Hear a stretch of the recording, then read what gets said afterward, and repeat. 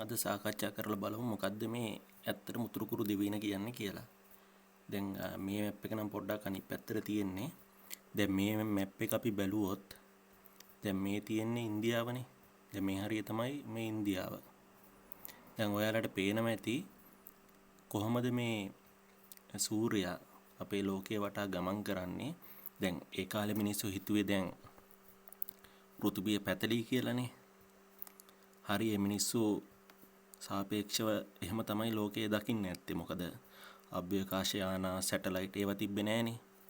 ඉතින් අපි දැන් හිතමු දැන් මේ මිනිස්සු මේ ජීවත් වෙලා තියෙන්නේ ඔය කියන කාලේ මේ උතුරු ඉන්දියාව හරිය. එතකොට මේ මිනිස්සු දැන් බලනවා දැන් ඉර පායනවා ඉර බහිනවා. එහෙම බලපුවාම දැන් මේ මිනිස්සුන්ට ඔන්න මම දැන් ඔයාලට පෙන්නන්නම්. ඔන්න දැන් ඔන්න ඉන්දියාවට මධ්‍යහන වෙලාව. මොකද දැන් ඉර මුදුන් වෙලා තියෙන්නේ. මේ වෙලාවට උතුරු කුරු දිවයින කියන ප්‍රදේශයට ඇත්තටම මධ්‍යම රාත්‍රිය තියෙන්නේ. එතකොට පූර්ව විදේහය කියන පැත්තට තියෙන්නේ හවස් කාලය. එතකොට අපරගෝ යානයට තියෙන්නේ කියන්නේ ඉර උදා වෙනවා. දැන් මේ ඉර දැන් මේ වෙලාවෙම ඉර උදා වෙනවා. ඔන්න ආය බලන්න. ඔන්න ආය විදිහකට කිව්වොත් ඔන්න දැන් පූර්ව විදේහයට මධ්‍යන කාලය. එතකොට මෙහෙට ඉර උදා වෙනවා. දැන් ඉර මේ පැත්තේ තියෙන්නේ. මොහ වටේට යනවා. උනට බලන්න පුළුවන්. දැන් මගේ තර්කය තමයි මේ තියෙන්නේ මහා මේරු පර්වතය. දැන් ඔයාලට පේනවා ඇති මේ තියෙන්නේ හිමාල කඳුවැටිය කියන්නේ ඇත්තටම මහා මේරු පර්වතය. මොකද දැන් මේ හරිය ඉන්න මිනිස්සෙකුට ඇත්තටම මේ කඳුවැටිය උස මේ මිනිස්සුන්ට මාර විශාල දෙයක් විදිහට තමයි ඒ කාලේ මිනිස්සුන්ට ඒක දැනෙන්නේ. දැන් සමා වෙන්න. දැන් මහා මේරු පර්වතයෙන් ඉහළට යන මිනිස්සෙකුට දැන් මෙතනින් කොහොමද ඉහළට යන මිනිස්සෙකුට දැන් මේ තියෙන උතුර මේ පැත්ත තමයි උතුර. දැන් මේ අතර ගන්න එපා උතුර. මොකද පොඩ්ඩක් මේ පින්තූරය ඇලවෙලා තියෙන හින්දා උතුර කියන්නේ මෙහෙම කෙලින්ම ගිහිල්ලා මේ ආසියාව කියන්නේ දැන් තියෙන රුසියාව පැත්තෙන් වෙන්න මෙහාට මුහුද පැන්නහම තමයි උතුර හම්බෙන්නේ. දැන් මේ පැත්තට ගියාට පස්සේ මේ හම්බෙන ඇමරිකාව තමයි මම කියන්නේ ඇත්තටම මේ උතුරු කුරු දිවයින කියලා කියන්නේ. දැන් ඔතන දැන් තව කාරණයක් තියෙනවා. අපරගෝ යානය. අපරගෝ යානය කියන්නේ හැමෝටම කලින් ඉර උදා වෙනවා වගේ කතාවක් තමයි කියවෙන්නේ. දැන් ඒක හරියටම රවුම් කියලා කියනවා. ඒ හරිය. දැන් බලන්න මේ ඕස්ට්‍රේලියාව තමයි ඇත්තටම රවුම් හැඩයක් තියෙන්නේ.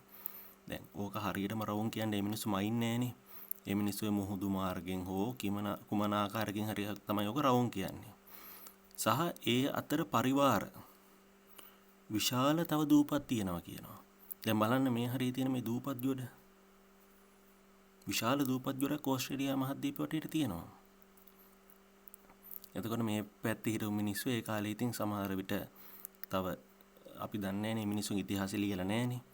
සමහර දැහැමි රජවරු එහෙම ඉන්නේ නැති. දැන් මේ පැත්ත තමයි දැන් මේ හරි මේක තමයි මේ පූර්ව විදේහය. ඒ කියන්නේ ඉර කලින් උදා වෙනවා. මට වැරදුනා මං කලින් කිව්වා අපරගෝ යානය කියලා. මේ පූර්ව විදේහය. මෙතන අපරගෝ යානය. අපර ඒ කියන්නේ අනිත් පැත්තට බටහිර පැත්තට අඩ හඳක් වගේ තමයි කියලා කියන්නේ. දැන් ඔයාලට බලන්න පුළුවන් දැන් මේ කීප ආකාරයකට අපි විස්තර කරන්න පුළුවන්. එකක් තමයි මේ අප්‍රිකාවත් පොඩි නිකන් අඩ හඳක හැඩයක් වගේ තමයි පොඩ්ඩක් තියෙන්නේ අප්‍රිකාවත්. ඊට අමතරව මේ දැන් ටෙක්සස් අරාබි එමිරේට් රාජ්‍යයක් තියෙන පොඩි අඩ හඳක වගේ හැඩයක්. දැන් මේ පැත්තේ අපරගෝ යානය කියන්නේ මේ හරක් පිටේ තමයි ගිහිල්ලා කියලා කියන්නේ. ඇත්තටම දැන් මේ කට්ටිය ඉතිහාස කතා පොත්වල තියෙන ඒ කාලේ මිනිස්සු මෙයාලගේ හරක් යොදාගෙන තමයි වාහන විදිහට ගිහිල්ලා තියෙන්නේ ගොඩක්ම. එතකොට අපිට අනුමාන කරන්න පුළුවන් ඇත්තට මේ අපරගෝ යානය කියන්නේ මේ අප්‍රිකානු මහද්වීපයේ අසල හෝ ඒ ආශ්‍රිතව තිබ්බ මේ රාජ්‍යයක් කියලා. දැන් ඒ කාලේ ඉතින් මිනිස්සුන්ට මේකත් මේ හරියට මේ දැන් ඉන්දියාවේ ඉන්න මිනිස්සුයෙකුට බෝට්ටුවකින් මේකටත් ගිහිල්ලා මෙහෙටත් ගිහිල්ලා හැම මෙහෙම වටේකින් යන්න බෑනේ ඇමරිකාවට. ඒ මිනිස්සුන්ට යන්න තියෙන ගොඩක් කෙටිපා මාර්ගයක් තමයි මේ ගිරි දුර්ග පහු කරගෙන මෙහෙම ආසියා මේක එකක් කියලා මිනිස්සු හිතන්නේ නැති මේ කොටස. දැන් මෙතනින් එහා තියෙන මොකක් හරි දීපයක් කියලා කියන්නේ මේක පෘථුවිය මැද කියලා හිතලා දැන් හරියටම හරිනේ. දැන් මේ කොටස ගත්තාම මේක මැද වෙනවා එයාලට. මොකද මේ දුරත් එහෙම ලොකුවට ගණන් හදාගන්න බෑ ඒ කාලේ මිනිස්සුන්ට. මගේ අනුමානය අනුව මේක මැද කියලා ගත්තොත් දැන් මිනිස්සු බලනවා. මෙතනින් එහාට තියෙන දූපත ඔන්න ඕස්ට්‍රේලියාව. මෙතනින් මේ පැත්තට බටහිරට තියෙන දූපත ඔන්න අප්‍රිකාව. ඊපස්සේ තව ඔය වෙලෙන්දෝ මෙහෙ යන්න ඇති. ඒ කට්ටිය ගියාට පස්සේ ඔන්න මේ හරියෙන් තව මුහුදක් හම්බ වෙනවා. මෙතනින් උඩට ගියාට පස්සේ වෙන්න පොඩි කොටු හැඩයකටත් එක්ක තියෙන ඇමරිකාව. ඇත්තටම ඇමරිකාව ගත්තාම මෙහි හිටපු රටු ඉන්දියානු මිනිස්සුන්ගේ තියෙන පොඩි විශ්වාසයක්.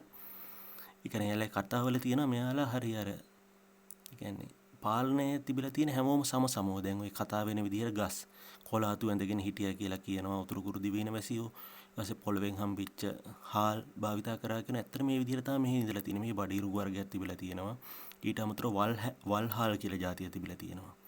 එයාලා ඒවා පොළවෙන්ම තමයි අරගෙන කාලා සමගිව ඉඳලා තියෙනවා. කියන්නේ මෙයාලගේ රජෙක් නෑ සාමාන්‍යයෙන්. මිනිස්සු හරි සමගි. ඒ කියන්නේ ළමෙක් හම්බ වුණාම හැමෝටම මේ ළමයා අයිති. මේ වගේ සංස්කෘතියක් තමයි ඇත්තට මේ ඇමරිකාවේ මිනිස්සුන්ගේ තිබිලා තියෙන. ඒකට මේ ධර්ණී කියලා විලක් ගැන සඳහන් වෙනවා. ඒක වෙන්න පුළුවන් මේ මහා විල් සමූහය ගැන වෙන්න පුළුවන් කියන්නේ. එතකොට මේ හරිය පොළව සම්පූර්ණ පැතලී කියලා කියන. එතකොට මේ ඇමරිකාවේ තියෙනවා මහා තැන්න කියලා ප්‍රදේශය මුළු ඇමරිකාවේ භාගයටත් වැඩිය කවර් වෙන. ඒ ප්‍රදේශය වෙන්න පුළුවන් මිනිස්සු මේ කියන්නේ ඇත්තටම. මහා තැන්න කියන ප්‍රදේශය වෙන්න පුළුවන්. ඉතින් මගේ අනුමානය තමයි ඇත්තටම උතුරු කුරු දිවයින කියන්නේ ඇමරිකාව. මේ ඔයාලගේ තියෙන අදහසක් යටින් කමෙන්ට් කරගෙන යන්න. අපි මේ ගැන දීර්ඝව සාකච්ඡා කරමු. මේ කවුරුත් වැඩිය හිතන්න එපා මේවා මේ පිටසක්වල අරවා මේවා. මොකද අපි ඇත්ත විදිහට හිතුව. මොකද ඒ කාලේ හිටපු මිනිස්සෙක් විදිහට මුලින්ම හිතන්න ඕන. එහෙම නැතුව අපිට මේවා ගොඩ දාගන්න බෑ. සමා වෙන්න මේ මම මේක ටිකක් තව දීර්ඝව විස්තර කරන්න ඔයාලට හිතුවා. දැන් මේ උතුරු කුරු දිවයින කියන එකේදී තව කාරණයක් කියනවා මේකට මේ පූර්ණ රාත්‍රියක් නෑ කියලා. දැන් බලන්න ඇත්තටම මේ උතුරු කුරු දිවයිනට ඇත්තටම පූර්ණ රාත්‍රියක් නෑනේ. දැන් කතා පොත්වල තියෙන රත්න මණික හින්දා තමයි මේ ආලෝකය වැටෙන්නේ කියලා. ඒ කියන්නේ දැන් ඔතන වෙන්නේ ඉර පේන්නේ නිකන් සිචිදේ හරිය යනවා ටිකක් සමහරවිට පාතින් යනවා වගේ තමයි පේන්නේ. අපි දන්නේ නැද මේ කුමන රාජ්‍යයක් ගැන කතා කරන්න කියලා. දැන් මේ උතුරු කුරු දිවයින කිව්වම මේ රාජ්‍ය සමහරට තියෙන්න පුළුවන් මේ හරිය. සමහරලාට මේ හරිය තියෙන්න පුළුවන්. මම හිතන්නේ බොහෝ විට මේ කැනඩාව ආසන්නයේ තමයි ওই උතුරු කුරු දිවයින තිබිලා තියෙන්නේ. ඕ ඊට පහලින්. දැන් එතකොට සිචිජය හරියෙන් ඉර යනකොට ඉර පේන්නෙත් නෑ. මොකද්ද යන්නේ කියලා පේන්නෙත් නෑ. හැබැයි ආලෝකයක් තියෙනවා. අනික මේ අහසේ තියෙන රන්වන් පාටක් ගැනත් මේ උතුරු කුරු දිවයින ගැන කියනවා. ඒ කියන්නේ ඔය උත්තර ආලෝකය වෙන්න පුළුවන්. වෙන්න පුළුවන් නෙවෙයි ඇත්තටම ඉතින් ඒක තමයි උත්තර ආලෝකය. ඉතින් මම මේ කරුණත් ඔයාලට එකතු කරා. අපේ ඉදිරියට සාකච්ඡා කරමු. දැන් මේක ගැන මගේ නම් අදහස සම්පූර්ණයෙන්ම උතුරු කුරු දිවයින කියන්නේ ඇමරිකාවම තමයි. එතනින් එහා ආයේ කතාවක් නෑ. මේ කවුරු කොහම කිව්වත් අපි හිතන්න ඕනේ ඒ කාලේ මිනිස්සුන්ගේ විදිහට අපේ මිනිස්සු අර මායාවල් වල අර එහෙම හිර කරගෙන නිකන් දේවල් මහා ලොකුවට හිතන්න හදනවා. ඇත්තටම මේ කාලේ මිනිස්සු හිතපු විදිහට හිතුවා නම් මේ ගොඩක් දේවල් විසඳ ගන්න පුළුවන්.